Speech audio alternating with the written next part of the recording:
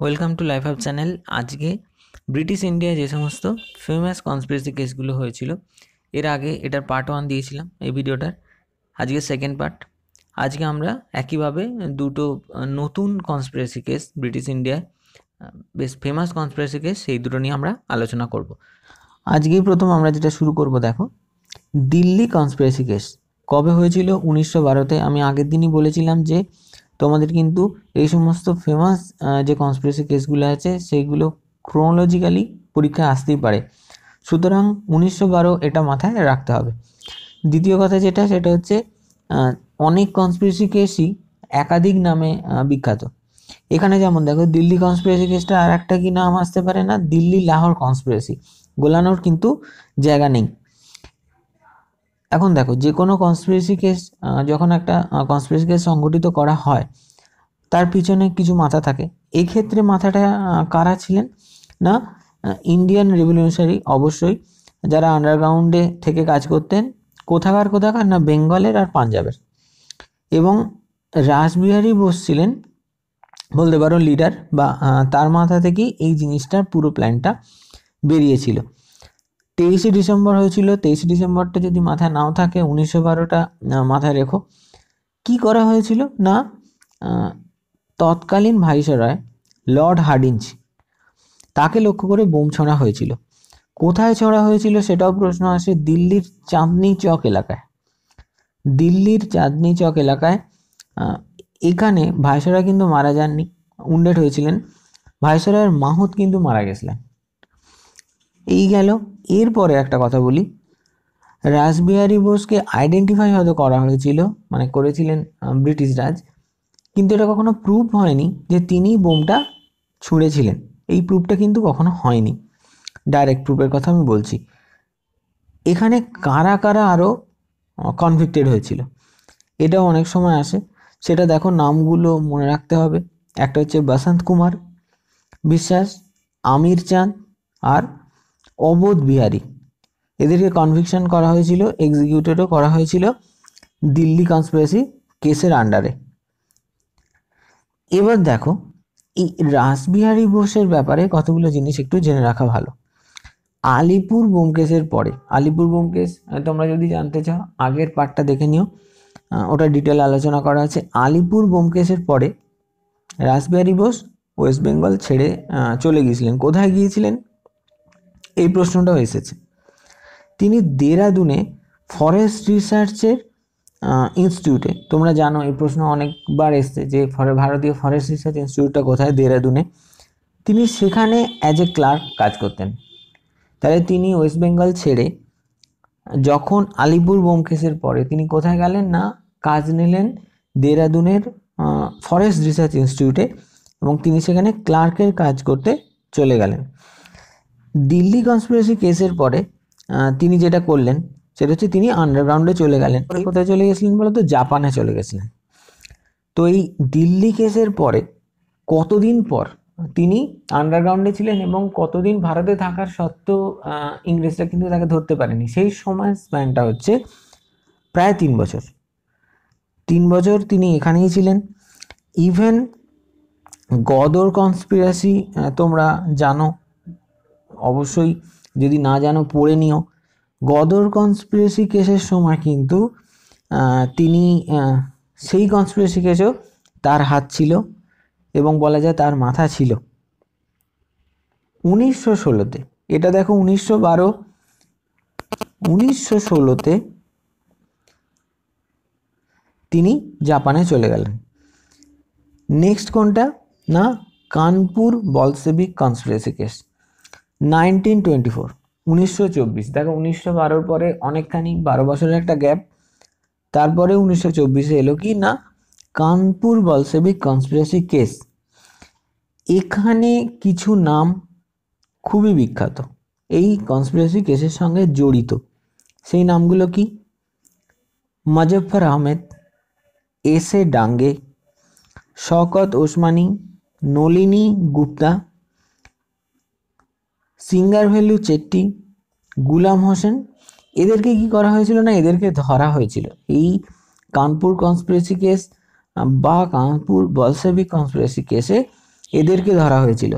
মজফর Ahmed, S A Dange, Shaukat Usmani, Singaravelu Chetti, এইগুলো কিন্তু মাথায় যেন থাকেই, এখান থেকে তুলে তুলে কোশ্চেন দেয়। এই কেসের ফলে যেটা হয়েছিল, ভারতীয় কমিউনিস্টরা লাইমলাইটে এই কেসে চলে আসেন। কেন? তার কারণ ছিল বিভিন্ন নিউজ পেপার এই কানপুর বলশেভিক কনস্পিরেসি কেসটাকে খুব ডিটেলে তুলে ধরছিল। এবং একটা প্রশ্ন আসে যে প্রথম কখন ভারতীয়দের ক্ষেত্রে কমিউনিস্ট ডক্ট্রিন যেটা, সেটা ভারতবাসী অ্যাজ এ মাস জানতে আরম্ভ করলো, সেটা কিন্তু আফটার কানপুর কনস্পিরেসি কেস।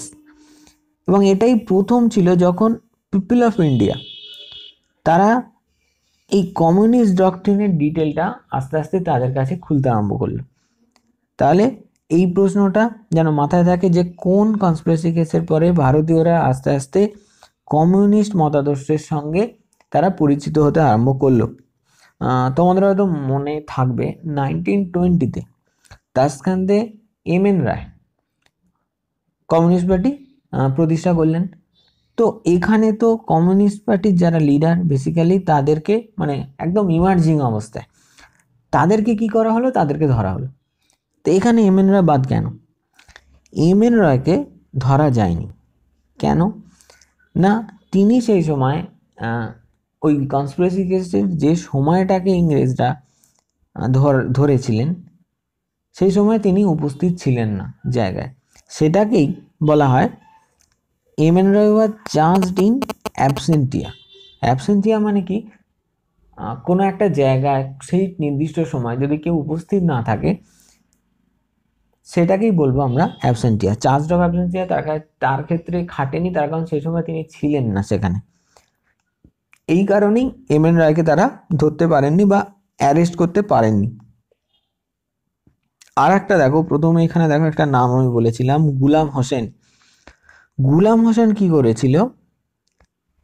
সে ব্রিটিশদের ইনফর্মার হয়ে গেছিল পরের ক্ষেত্রে, রাজসাক্ষীও বলতে পারো, ধরা পড়ার পরে, এবং সেই জন্যে তাকে ছেড়ে দেওয়া হয়েছিল। তাহলে এখানে কানপুর কনস্পিরেসি কেসে যদি বলা হয় যে নাম দিয়ে দিল কতজনের, যে এর মধ্যে কে পরে ব্রিটিশ ইনফর্মার হয়ে যায় এবং সাক্ষী দিতে রাজি হওয়ার জন্য তাকে ছেড়ে দেওয়া হয় বা পার্ডন করা হয়, তার নাম হলো গুলাম হোসেন। এরপরে বাদবাকি যারা, ধরো গুলাম হোসেন ছাড়া বাদবাকি যে নামগুলো বললাম, এদের প্রত্যেককে যাদের অ্যারেস্ট করা হয়েছিল তাদের জেল হয়েছিল এবং সেটা 4 ইয়ার্স। এখানে কিছু জিনিস একটু জেনে রাখা ভালো, যেমন এই যে ধরো কানপুর কনস্পিরেসি কেসে এই যে কমিউনিস্ট যারা মতাদর্শী তাদেরকে বেসিক্যালি ইংরেজরা চেয়েছিলেন যে যাতে কমিউনিস্ট প্রভাবটা কমে যায়, মানে এটাকে উইপ আউট করার একটা চেষ্টা হয়েছিল, কিন্তু ঠিক উল্টোটাই হয়েছিল। যদিও তাদের এগেনস্টে যে চার্জটা আনা হয়েছিল, চার্জটা কোট আনকোট একটু বলে দিই, সে যে to deprive the king emperor of his sovereignty of British India by complete separation of India from imperialistic Britain by a violent revolution। এইটা ছিল কানপুর কনস্পিরেসি কেসে যাদেরকে ধরা হয়েছিল তাদের এগেনস্টে চার্জ।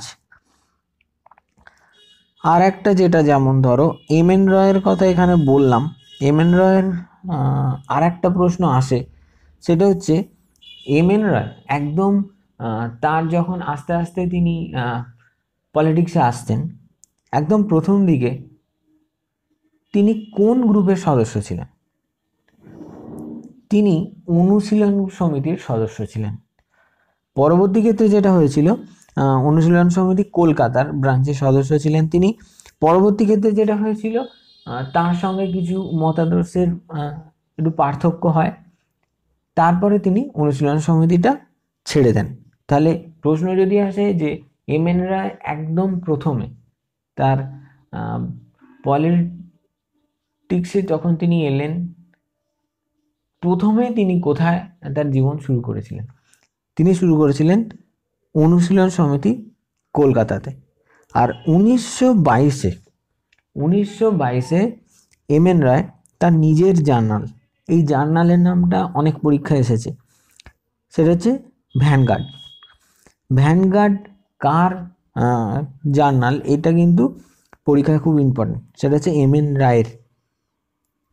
এবং এটাকে ভ্যানগার্ডটা এমনই ছিল, এটাকে ভারতের ইমার্জিং কমিউনিস্ট পার্টির একটা অর্গান বলা হতো।